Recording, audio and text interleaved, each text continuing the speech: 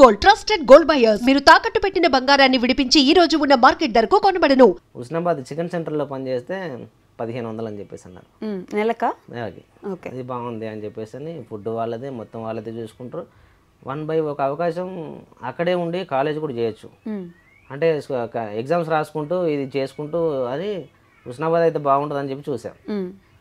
అలా హుస్నాబాద్కి ఎంటర్ అయిపోయినా 1500కి. దాని తర్వాత 2000 ఇస్తా అంటే కిరాణా షాప్లో పనిచేశాను. 2000 ఇస్తాను. దాని తర్వాత 2200 2500 ఇస్తా అంటే కరీంనగర్ తిమ్మాపూర్ పాల కేంద్రంలో పనిచేసిన. క్యాన్లు వాష్ చేయడం కానీ, పాల ప్యాకెట్లు సప్లై చేయడం కానీ, లారీలో లోడ్ చేయడం కానీ ఇలాంటి పనులు. దీని తర్వాత టర్నింగ్ పాయింట్ మా ఊరు ఆయన ద్వారానే lorry field enter. Pachimatla Ramesh అని రీసెంట్గా చనిపోయారు ఆయన. ఆయన తీసుకెళ్ళాడు నన్ను. తీసుకెళ్ళి లారీ మీద క్లీనర్ పని చేయి 3000 పెద్ద నాకు సాలరీ మేడం అప్పుడు. అది 3000 చాలా పెద్ద జీతం. 3000 నెలకు వచ్చి 3000 వస్తున్నాయి. పనేం లేదురా, ఖాళీ లెఫ్ట్ సైడ్ కూర్చోవడం, బండి పని చూసుకోవడం, తాడు కట్టుకోవడం, పట్ట కట్టుకోవడం. దీనికి 3000. ఇది పొద్దున 8ంటికి వెళ్ళి సాయంత్రం 6 దాకా నడుము టింగుమనేలాగా పనిచేస్తుంటే ఇంత వస్తుంది, దానికంటే ఇది బెటర్ కదా అనిపించింది. 3000కి జీతం ఆశపడి క్లీనర్ పనికి వెళ్ళిన. ఒక నెల రోజుల్లో లెఫ్ట్ సైడ్ నేర్చుకోవాల్సిన పని, ఒక క్లీనర్ నేర్చుకోవాల్సిన పని మొత్తం నేను నేర్చేసుకున్నా. ఆయనే దగ్గరుండి ఇది ఇలా చేసుకోవాలి, ఇది ఇలా చేసుకోవాలని దగ్గరుండి చేయించాడు ఆయన. ఒకవేళ ఫస్ట్ నాకు వస్తాదా అని చెప్పేసి అంటే గురువు గారు అంటే ఆయనే ఫీల్డ్ అంటే ఒక స్టెప్ ముందడుగు బేస్మెంట్ ఆయన ద్వారా ఫీల్డ్ లోకి వచ్చేసినాం. లారీ ఫీల్డ్ లోకి అట్లా దిగినారు క్లీనర్ గా. 3000 ఇస్తారు కాబట్టి వెళ్దాం అని వెళ్ళినారు. ఆ తర్వాత ఇంకా మళ్ళీ అట్ట చిన్నగా దాంట్లోనే ముందుకెళ్ళడం స్టార్ట్ చేశారు, అంతేనా? మరి ఓన్గా లారీ ఎప్పుడు కొనుక్కున్నారు? ఓన్గా లారీ అంటే దాని తర్వాత కరీంనగర్ నుంచి విజయవాడ. కరీంనగర్ నుంచి విజయవాడ ఎందుకు వెళ్ళారు? ఈ మధ్యలో చాలా సినిమా ఉంది మేడం కరీంనగర్ నుంచి విజయవాడ అంటే. ఫస్ట్ ఆఫ్ ఆల్ ఎక్కడ ఆగింది మన స్టోరీ మేడం? 3000 దగ్గర ఆగింది. అవును. నేను చేసే వర్క్ ఓనర్ దగ్గర మంచి పేరు తెచ్చుకోవడం, రకంగా 3600 చేశాను. 3600 ప్రమోషన్ లా కొద్దిగా.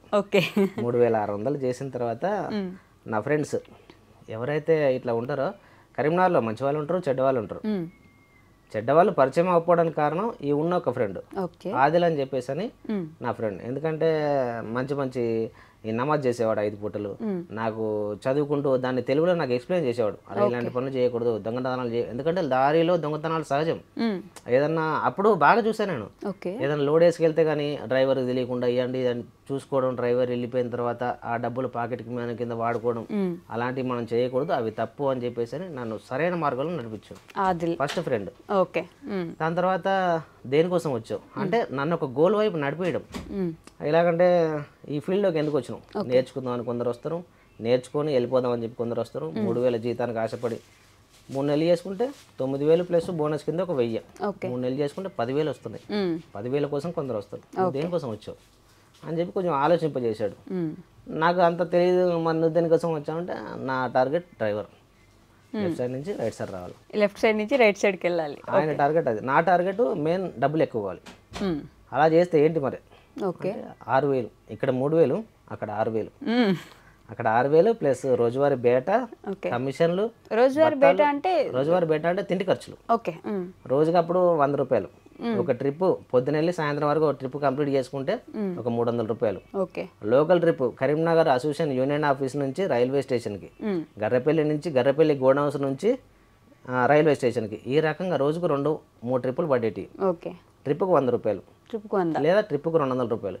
ఇవన్నీ కలిపితే 15,000 రూపాయలు అయ్యి. అవన్నీ దాచిపెట్టుకునే అవన్నీ అంటే ఓనర్ దగ్గర సేవ్ అయ్యేటి, మనం లెక్క రాసుకునే వాళ్ళం.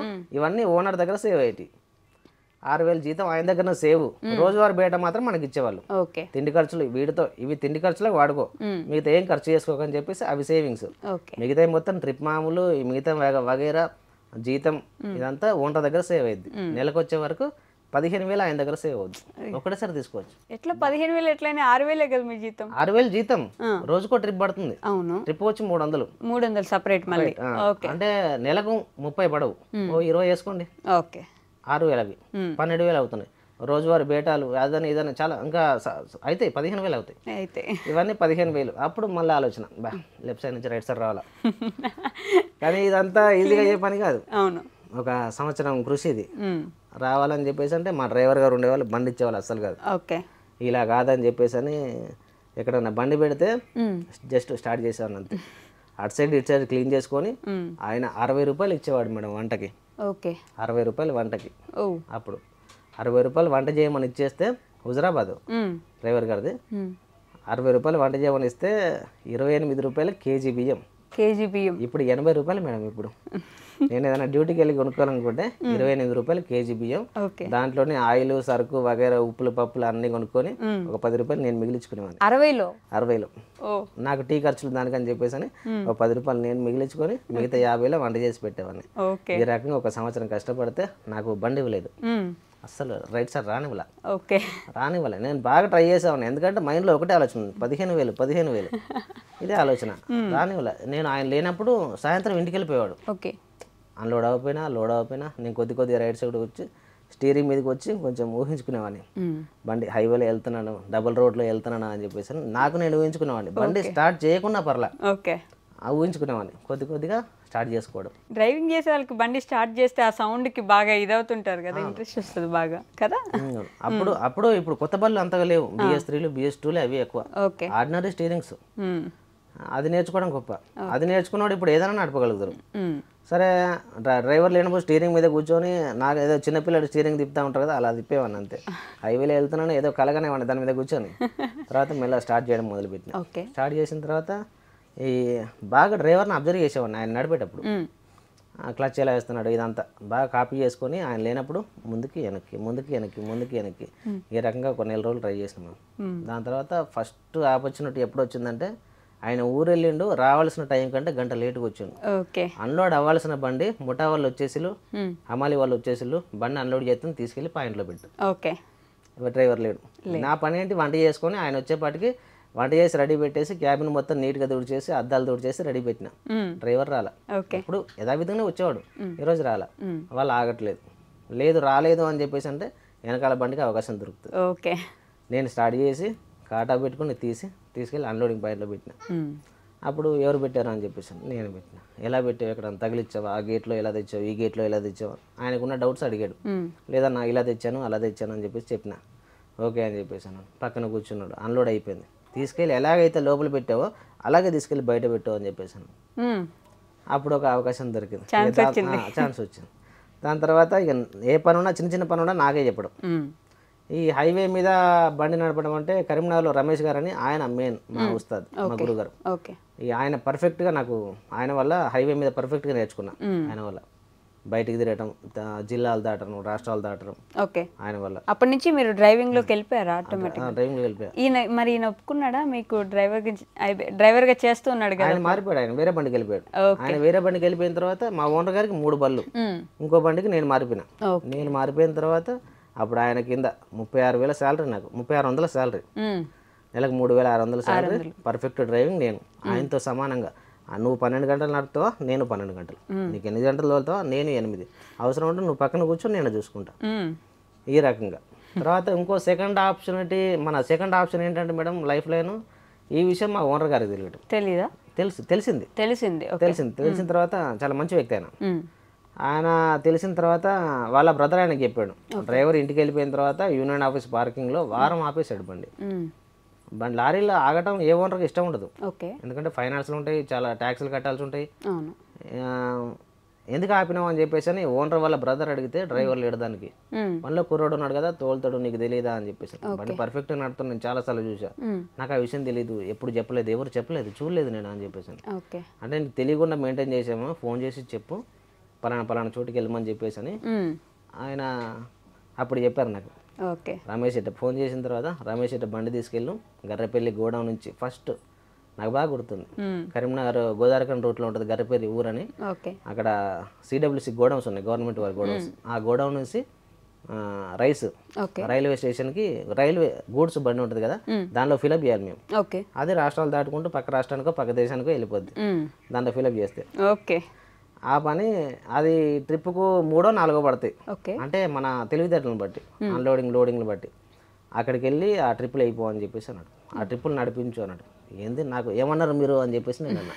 బండి తీసుకెళ్ళి గోడౌన్ నడుస్తుంది, అక్కడికి వెళ్ళి అవి ఎంటీ గోడౌన్ అవి కొట్టు అని చెప్పేసి అన్నాడు.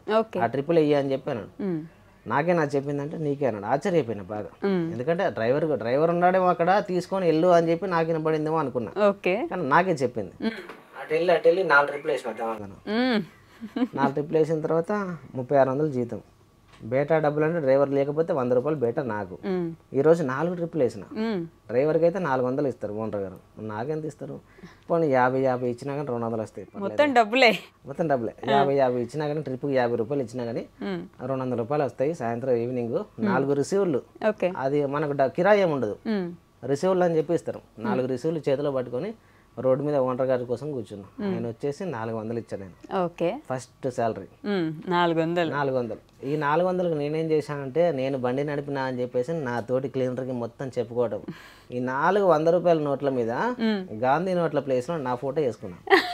నా ఫస్ట్ శాలరీ దాచుకోవాలని చెప్పేసి మీ ఫోటో వేసుకున్నారా? గాంధీ ఉన్న ఫోటోలో నా passport size photo same Gandhi సైజులో కట్ చేసుకొని అక్కడ నా ఫోటో వేసుకున్నాను. పని చేస్తే అవి అంటే ఖర్చు పెట్టాలని కాదు కానీ దాచుకోవాలని. ఈ రోజు నేను సంపాదించిన అక్కడ నుంచి ఇట్లా ఎంతవరకు చదువుకున్నావు అని చెప్పేసి అంటే ఇంటర్ కంప్లీట్ చేసిన. లైసెన్స్ పెట్టుకో అని చెప్పేసి లైసెన్స్ అయింది. దాని తర్వాత హెవీ అయింది. అక్కడే హెవీ అయిన తర్వాత మీ నాన్నగారికి కొద్దిగా ఒంట్లో బాగాలేదని చెప్పేసి నేను ఇంటికి వచ్చేసిన. మళ్ళీ ఇంటికి వెళ్ళిపోయినారా? ఇంటికి వచ్చేసిన.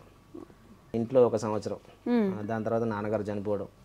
ఓకే. మరీ బాగాలేకుండా అయిపోయింది. నాన్నగారు చనిపోవడం. దాని తర్వాత చెల్లెలు కాలేజీకి నేనే చూసుకోవాలి, కాలేజీ ఫీజులు చూసుకోవాలి, ఇంటికాడ కొద్దిగా ఇల్లు అప్పుడు కొంచెం తెలిసింది ఇల్లు బాగా చేసుకోవాలి.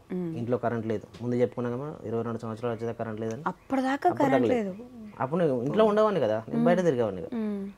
ఇల్లు బాగా చేయించుకోవాలి, ఇంట్లో కరెంట్ తెచ్చుకోవాలి. మెల్లమెల్లగా ఈ బాత్రూమ్స్ కట్టించాను. దాని తర్వాత ఇంట్లో కరెంటు కొద్దిగా ఇల్లు బాగా చేయించుకోవడం.